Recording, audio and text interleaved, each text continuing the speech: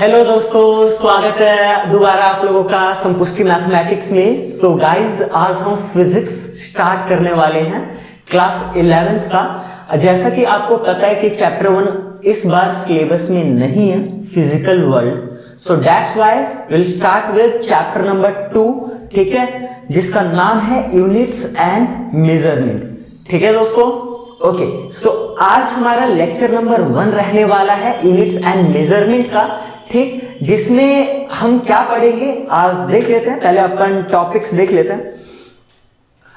तो आज हम पढ़ेंगे physical quantities and units. Physical quantities क्या होती है और यूनिट्स क्या होती है, ठीक है। फंडामेंटल और ड्राइव्ड यूनिट देखेंगे, ठीक है। यूनिट के भी दो टाइप है, फंडामेंटल और ड्राइव्ड यूनिट। दोनों ही इंपॉर्टेंट चीज है, मजा आएगा। और अगला हम देखेंगे सिस्टम ऑफ यूनिट्स, यानी जो ये 3 टॉपिक है वो तीनों टॉपिक आज की क्लास में हम कवर कर लेंगे, ठीक है दोस्तों, ओके। आगे बढ़ने से पहले जस्ट मैं आपको इस चैप्टर का थोड़ा एसेंस बताना चाहूंगा कि ये चैप्टर पढ़ना क्यों जरूरी है। मेजरमेंट, ओके, मेजरमेंट के लिए हमें यूनिट की जरूरत पड़ती है। So units and measurement. So दोस्तों, फिजिक्स में ऑब्जर्वेशन करना और ऑब्जर्वेशन जो हम कर रहे हैं उसको मेजर करना वो बैकबोन माना जाता है। मेजरमेंट को बैकबोन माना जाता है फिजिक्स का, ठीक। ऐसा क्यों? मान लो कि कोई बॉडी है, कोई भी बॉडी, और नीचे गिर रही है, ठीक है, समझ रहे हो ना। तो ये जानना बहुत जरूरी है कि किस वेलोसिटी से गिर रही है, कितना एक्सेलरेशन लग रहा है इस पे, है ना, कितना फोर्स लग रहा है इस पे, कितना एक्सेलरेट कर रही है, कितने टाइम बाद ग्राउंड को टच कर गई, ठीक है, कितना इसने डिस्टेंस कवर किया। तो इन सभी सवाल का जवाब देने के लिए आपको लेंथ, टाइम, इन सबको मेजर करने आना चाहिए, ठीक है। सपोज किसी की तबीयत खराब है और उसे फीवर है, ठीक है। सो कितना फीवर है ये जानने के लिए आपको टेम्परेचर मापना ही पड़ेगा, टेम्परेचर को मेजर करना ही पड़ेगा, ठीक है। इसलिए मेजरमेंट बहुत ही ज्यादा जरूरी है। सो हम जनरली मेजर किनको करते हैं, कुछ क्वांटिटीज को करते हैं। So let's begin. What are physical quantities? So physical quantity देखो, a quantity that can be measured and in terms of which laws of physics are described is called physical quantity, ठीक है। Physical quantity क्या होता है? एक ऐसा quantity जिसको आप मेजर कर सकते हो। फॉर एग्जाम्पल, आप टाइम को मेजर कर सकते हो, है ना। ये जो मेरे हाथ में पेंसिल है, इसको दोस्तों मेजर कर सकते हो, बिल्कुल कर सकते हो। लेंथ, टाइम, ठीक है। और क्या मेजर कर सकते हो? मास, है ना, मेरा मास कितना है या मेरा वेट कितना है, इन सबको आप मेजर कर सकते हो। सो ये सारे फिजिकल क्वांटिटीज कहलाएंगे। The quantity which can be measured is called physical quantity, ठीक है, ठीक है। तो कौन कौन से नॉन फिजिकल क्वांटिटीज होंगे जिनको हम मेजर नहीं कर सकते हैं?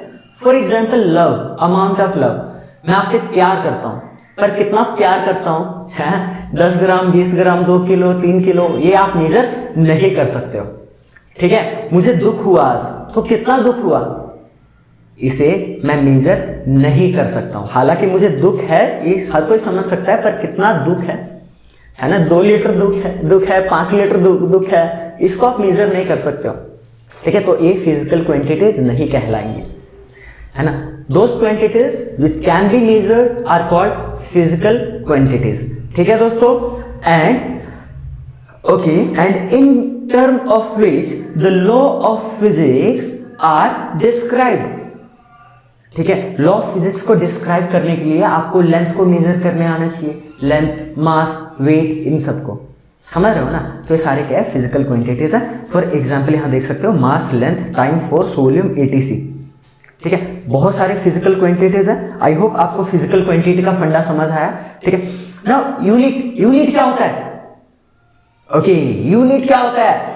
तो यूनिट को समझने के लिए हम एक एग्जाम्पल लेते हैं। सपोज यहां पे एक टेबल है, हमारे पास यहाँ पे क्या है, टेबल है। हम इसकी लेंथ मापना चाहते हैं, ठीक है दोस्तों। हम इसकी ये जो लेंथ मापना चाहते हैं, ठीक है, इसको अगर मैं इसे कैपिटल एल से डिनोट करता हूं तो ये कैपिटल एल की वैल्यू कितनी होगी, यानी जो टेबल है लंबाई में कितना होगा, मुझे ये मापना है। कैसे मापूंगा? मान लो मेरे पास स्केल नहीं है, ठीक है, कुछ नहीं है मापने के लिए। सो जनरली एक आइडिया ये हो सकता है कि मैं हाथ से माप लूंगा, ठीक है, 1 2 3, ठीक है, और मेरे हिसाब से अगर ये मान लो 5 हाथ का निकला, ठीक है, अब मेरे से कोई बड़ा आदमी आ गया, उसके हाथ लंबे हुए, उसके वो कहेगा नहीं भाई मेरे हाथ से तो 4 हाथ ही है टेबल, और मैं कहूंगा नहीं मेरे हाथ से तो 5 है।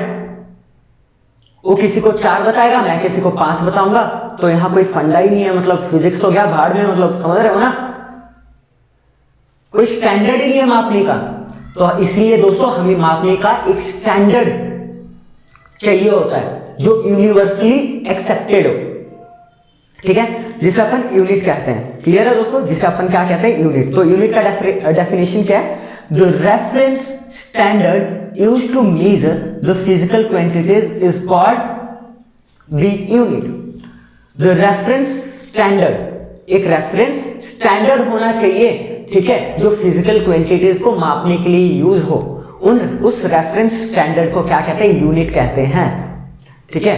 जैसे कि अभी आपको पता है कि मीटर एक स्टैंडर्ड यूनिट है, क्योंकि सबके लिए, चाहे मैं हूं, चाहे कोई मेरे से छोटा एज का लड़का है, या चाहे कोई मेरे से बड़े एज का कोई आदमी है, उन सबके लिए 1 metre will be equals to 100 centimetre. ऐसा होगा या नहीं होगा, पहले आप खुद बताओ, ऐसा होगा या नहीं होगा? ऐसा बिल्कुल होगा, ठीक है। सो दैट्स व्हाई एक स्टैंडर्ड यूनिट्स है ये लोग, ये चीज, ठीक है, क्लियर है? ओके, सो यूनिट भी हमें समझ आ गया, ठीक। तो दोस्तों आज का चैप्टर बस ऊपर से जाने वाला है, थ्योरी है, ठीक है। अगले चैप्टर से बहुत सॉरी आज का चैप्टर कह रहा हूं, आज का जो लेक्चर है बस ऐसे ही है, समझ रहे हो ना, थोड़ा बेसिक है। अगले लेक्चर से बहुत मजा आएगा, ठीक है। ओके, सो कुछ डेफिनेशंस देख लेते हैं जो हमें पता होना चाहिए। मास क्या होता है दोस्तों? मास और वेट में जमीन आसमान का अंतर होता है। वेट एक अलग चीज है, मास एक अलग चीज है। वेट एक वेक्टर क्वांटिटी होता है, यानी एक तरह का फोर्स होता है, ठीक है। वेट ऑफ एनी बॉडी, जैसे मेरा वेट क्या है, तो मेरे पे जितना फोर्स लग रहा है, यानी अर्थ मुझे अट्रैक्ट कर रही होगी ना, हर एक ऑब्जेक्ट को अर्थ क्या करता है, अट्रैक्ट करता है किसी एक फोर्स से। तो जिस फोर्स से अर्थ किसी एक ऑब्जेक्ट को अट्रैक्ट करता है वही उसका वेट होता है। तो वेट एक अलग चीज है, वेट एक टाइप का फोर्स है, ठीक है, क्लियर है इसे, ठीक है। पर मास क्या है भाई? मास एक तरह का अमाउंट, लाइक समझ रहे हो ना, amount of like quantity of matter in a body, ठीक है। तो मास का डेफिनेशन देख लेते हैं। Mass of body is defined as the quantity of matter in the body which can never be 0, exactly, ठीक है। तो कोई भी लाइक अगर मैं कुछ भी ले लूं, ठीक है, सपोज एक बुक ले लेता हूं दोस्तों, सपोज मैं एक बुक ले लेता हूं, इसके मास का मतलब पता है क्या होगा? इसके मास का मतलब होगा कि कितना इसके अंदर मैटर भरा हुआ है, कितना इसके अंदर पदार्थ भरा हुआ है, how much quantity of matter that it contains, ठीक है, this is called its mass, ठीक है। ये देखो, ये सारे इसके मास में आएगा। मास एक अलग चीज है और वेट एक अलग चीज है, ठीक है। सो मास क्या है? Mass of body is defined as the quantity of matter contained in that body, ठीक है। जितना मतलब समझ रहे हो ना, जितना मतलब मैटर भरा हुआ है उस बॉडी के अंदर, उतना उसका मास है। जितना क्वांटिटी में भरा हुआ है उतना उसका क्या है दोस्तों? मास है, ठीक है। ओके, और लेंथ क्या होता है? ओके, लेंथ को हम कैसे डिफाइन कर सकते हैं, देखते हैं। It may be defined as the distance of separation of any 2 points at the extreme ends of the object. It may be defined as the distance of separation of any 2 points at the extreme ends of the object, ठीक है। अगर मान लो मैं यहाँ एक कुछ भी draw करता हूँ, लाइक ड्रॉ तो नहीं, अगर मान लो यहाँ मैं कुछ ले लेता हूँ दोस्तों, 2 मिनट रुको, ठीक है, ये चीज सही है। मैं अगर मैं कहूँ इसका लेंथ क्या है, ये जो भी ये बॉक्स है, ठीक है, क्यूबॉइडल बॉक्स है, इसका लेंथ क्या है, तो इसका लेंथ मेजर करने के लिए आप एक साइड का एंड पॉइंट और दूसरे साइड का एंड पॉइंट देखेंगे, और इस एक एंड पॉइंट से दूसरे एंड पॉइंट तक जितना सेपरेशन होगा वही इसका क्या होगा, लेंथ होगा। यही इसका क्या होगा दोस्तों, लेंथ। इसे यहाँ पे रख देते हैं, क्या पता काम आ जाए, ठीक है। यानी अगर मैंने ये बॉक्स बना लिया, ठीक है, ये बॉक्स है, तो इसका लेंथ क्या होगा, इसका जो ये एक्सट्रीम पॉइंट्स में, जो एक्सट्रीम एंड्स में जो पॉइंट्स होंगे उनके बीच के सेपरेशन को ही क्या कहेंगे, इनके बीच को सेपरेशन, इसके इनके बीच के सेपरेशन को ही अपन कहेंगे लेंथ। ये जो एक्सट्रीम में दो पॉइंट्स है ना, एक्सट्रीम एंड्स में दो पॉइंट्स हैं, इनके बीच के सेपरेशन को ही आप क्या कहोगे, लेंथ कहोगे, ठीक है। सो लेंथ क्या होता है, मास क्या होता है, समझ आ रहा है, ठीक है। इसका मास क्या होगा, इसके अंदर जितना भी मतलब मैटर भरा हुआ है इसका मास है, समझ रहे हो, ठीक है। और इसका लेंथ क्या होगा, इसके एक्सट्रीम एंड्स के बीच का सेपरेशन, इसके एक्सट्रीम एंड्स के बीच का सेपरेशन क्या होगा, लेंथ होगा। एंड टाइम क्या है दोस्तों, it is the measure duration between occurrence of two events. Suppose हमें टाइम पता ही नहीं टाइम क्या होता है, तो आप टाइम आप टाइम कैसे अनुभव करते हो, ठीक है। मान लो कि अभी आप खेलने गए, ठीक है, आपका गेम स्टार्ट हुआ, ठीक है, एक इवेंट हो गया, ठीक है, फिर आपका गेम एंड हो गया, तो दो इवेंट के बीच का जो ड्यूरेशन होगा, क्या मतलब कि मतलब इतने देर पहले हमारा गेम स्टार्ट हुआ था और अभी जाके खत्म हुआ, तो कितना ड्यूरेशन हुआ वो टाइम होता है, ठीक है। सो टाइम क्या होता है, ये सारे नकली चीजें हैं यार, ये कभी एग्जाम में नहीं पूछे जाएंगे, don't worry. It is measure of duration between the occurrence of two events, ठीक है दोस्तों, okay.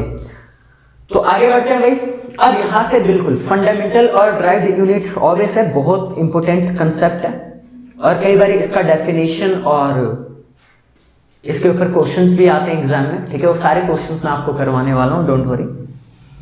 Now see, in mechanics length, mass and time are three basic और फंडामेंटल क्वांटिटीज। मैकेनिक्स दोस्तों जो आप चैप्टर पढ़ रहे हो, 100 मैकेनिक्स के अंदर ही आता है, ठीक है, ओके। क्योंकि यूनिट्स एंड मेजरमेंट तो हर जगह अप्लाई होता है, थर्ड चैप्टर से मैकेनिक्स शुरू हो जाता है, ठीक है। सो जनरली मैकेनिक्स में हम लेंथ, मास और टाइम, लेंथ, मास और टाइम को बेसिक क्वांटिटीज कहते हैं। मैकेनिक्स में मास, टाइम और लेंथ को बेसिक, और बेसिक कह लो या तो आप कह लो फंडामेंटल क्वांटिटीज, ठीक है भाई। जो लेंथ होता है, मास होता है और टाइम होता है, वो बिल्कुल ही बेसिक क्वांटिटी है। बेसिक बोले तो फंडामेंटल क्वांटिटीज है, ठीक है। और इन्हीं फंडामेंटल क्वांटिटीज के यूनिट्स को हम फंडामेंटल यूनिट्स कहेंगे, और क्या कहेंगे, फंडामेंटल यूनिट्स कहेंगे, ठीक है। फंडामेंटल यूनिट्स का डेफिनेशन देखिए, the units of measurement of length, mass and time are three basic और फंडामेंटल यूनिट्स, ठीक है। आपको पता है ना, अभी हमने पढ़ा कि लेंथ, मास और टाइम फंडामेंटल क्वांटिटीज है, तो इन क्वांटिटीज के कुछ यूनिट्स भी होंगे, ठीक है, इन क्वांटिटीज के कुछ यूनिट्स भी होंगे, तो इन क्वांटिटीज के यूनिट्स को फंडामेंटल यूनिट्स कहा जाता है, ठीक है। क्लियर है, लेंथ के बहुत सारे यूनिट है, लाइक सेंटीमीटर, ठीक है, मीटर, किलोमीटर, बहुत सारे हैं, मिलीमीटर, ओके, ठीक है। सेम मास का है, ग्राम, किलोग्राम, ओके।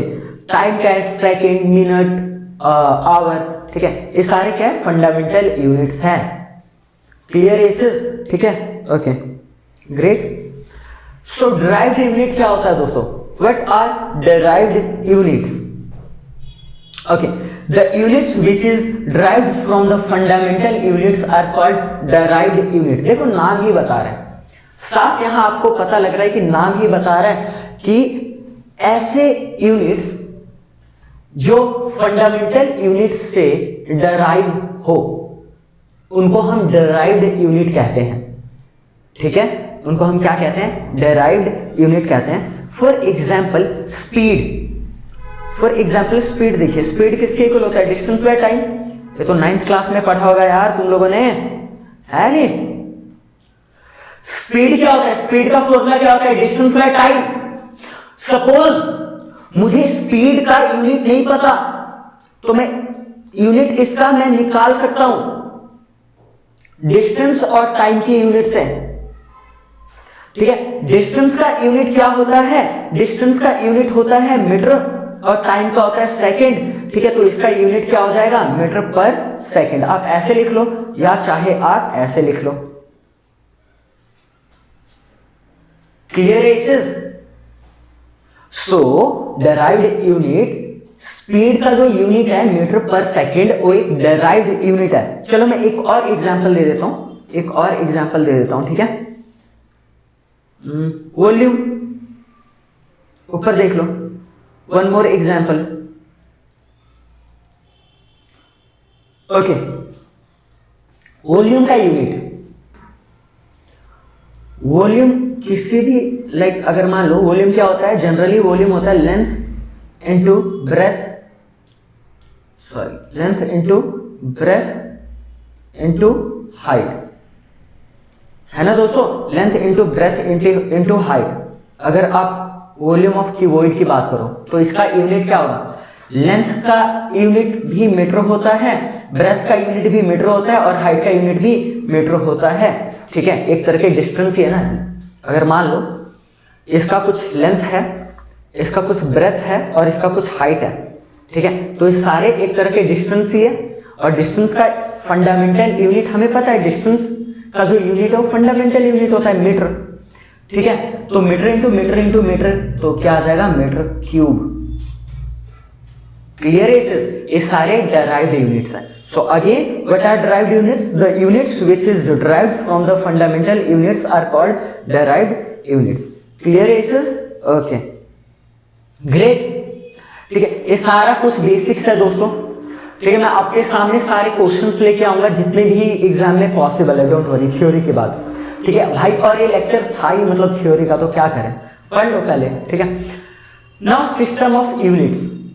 ठीक है दोस्तों, बहुत पहले जब एक ऐसा यूनिट नहीं आया था तो लोग अपने अपने हिसाब से यूनिट बना दिया करते थे। अलग अलग देश अलग अलग यूनिट यूज करता था। फॉर एग्जाम्पल, कई जगह मास को पाउंड में मेजर किया जाता था, कई जगह ग्राम, किलोग्राम, लाइक समझ रहे हो ना, पाउंड। ओके, सो तो वो सिस्टम ऑफ यूनिट्स में से हम 4 सिस्टम ऑफ यूनिट्स हम पढ़ने वाले हैं। ठीक है, पहला क्या है? The FPS system. The FPS system, अच्छा FPS है, F for foot, P for pound and S for second. ठीक है, FPS सिस्टम में क्या होता था? In FPS system it is based on foot, pound and second. ठीक है, as the fundamental unit of length, mass and time respectively. यानी आप लेंथ को फुट में मेजर करते थे इस सिस्टम के अंदर, FPS सिस्टम के अंदर लेंथ को फुट में मेजर किया जाता है। ठीक है, मास को पाउंड में और टाइम को सेकंड में। ठीक है, क्लियर है? FPS सिस्टम समझ आया नहीं आया? FPS foot, pound, second. ठीक है, in FPS system we measure length in foot, mass in pounds and time in seconds. Clear is this? ठीक है, ओके, ग्रेट। नाउ दूसरा आ जाता है CGS सिस्टम। ठीक है, CGS देखिए, CGS, okay, C for centimetre, C for centimetre, okay, G for gram and S for second. ठीक है, थोड़ा आगे करते हैं, लिखने में दिक्कत हो रही है। ठीक है, कोई क्लियर है? ठीक है, यानी लेंथ को आप सेंटीमीटर में मापते थे इस यूनिट के अंदर। ठीक है, और मास को आप ग्राम में मापते हो और टाइम को तो अगेन सेकंड में ही मापते हो। ठीक है, तो CGS सिस्टम में क्या होता था या क्या होता है? It is based on centimetre, gram and second as the fundamental unit of length, mass and time respectively. ठीक है, in CGS system The length is measured in centimeter, mass is measured in grams and time is measured in seconds. Clear is? समझ आ रहा है? ठीक है? Okay, that's great. अगला दोस्तों MKS आ जाता है, MKS सिस्टम आ जाता है. क्या आ जाता है? अगला आ जाता है MKS system. Okay, MKS M for metre, K for kilogram and S for seconds. ठीक है, यानी in MKS system M for metre, K for kilogram, S for second. In MKS system, ठीक है, लेंथ को मीटर में मापते हैं, मास को किलोग्राम में और टाइम को सेकंड में. ठीक है, लेंथ को मैं लिख देता हूं यहां, लेंथ को मीटर में, ठीक है, मास को किलोग्राम में और अगेन टाइम को अगेन किस में? सेकंड्स में. ठीक है, it is based on metre, kilogram and second as the fundamental unit of length, mass and time respectively. ठीक है दोस्तों. अच्छा, तो अभी आपने 3 सिस्टम पढ़े, ठीक है, FPS, CGS एंड MKS. ठीक है, तो यार बहुत ज्यादा जरूरी हो जाता है कि अगर हमें फिजिक्स के लॉज को डिफाइन करना है, ठीक है, तो कोई भी जो हम सिस्टम यूज कर रहे हो वो इंटरनेशनली एक्सेप्टेड हो, वो इंटरनेशनली क्या हो? एक्सेप्टेड हो. तो ऐसे यूनिट्स को SI यूनिट्स कहा जाता है, international system of units, international system of units, SI units, international system of units, SI units. और SI यूनिट्स के अंदर MKS सिस्टम को रखा गया.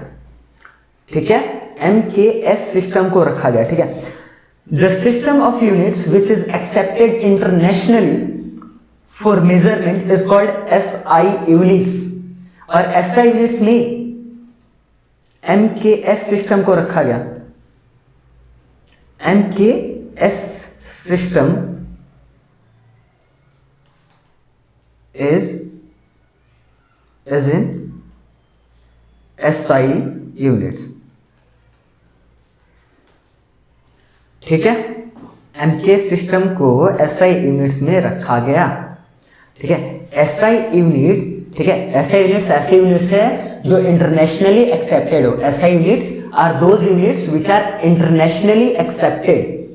ठीक है, तो यार सबको नहीं मान सकते थे ना कि आप लेंथ को मीटर में भी माप रहे हो, सेंटीमीटर में भी माप रहे हो, और माप सकते हो, कोई दिक्कत वाली बात नहीं है. पर इंटरनेशनली जो एक्सेप्टेड है वो लेंथ को आपको मीटर में मापना है, लेंथ को आपको दोस्तों मीटर में मापना है.